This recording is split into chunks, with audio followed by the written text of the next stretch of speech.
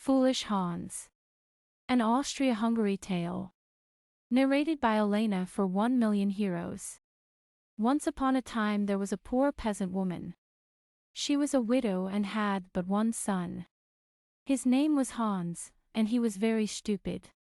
It was summertime, and his mother gave him a large pot of honey, saying, "I am sending you to town to sell this, but don't let people say too much to you."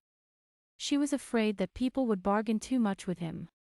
Arriving in town, he cried out, "Buy my honey." The people said, "How much does it cost?" He said, "You are saying too much to me. Can't we at least ask how much it costs?" "No," he said, "you have already said too much," and he packed up and left town.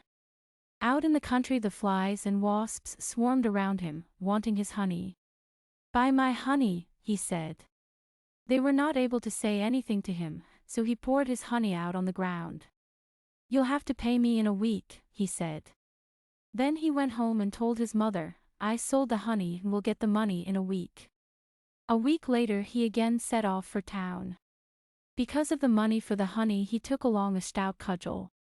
He arrived at the spot, and there were still bees and flies there licking up the little honey that was left. He said, "I want my money now," but they gave him nothing. "I'll make short work of this," he said. "I am reporting you to the judge." He went to the judge, who asked, "Just what do you want?" "The flies and wasps bought honey from me," he said, "and now they refuse to pay." The judge began to laugh, seeing that he was dealing with a real simpleton. "All I can tell you is that whenever you see a fly you should strike it dead," he answered.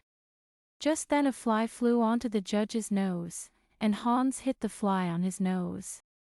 "Ouch, geez, my nose," cried the judge. Then Hans said, "I was hitting at the fly, not at your nose." Then the judge thought, he could kill someone if he sees a fly sitting on them. And who allowed it to happen? The judge, that's what people will say. So he asked, "How much did your honey cost?"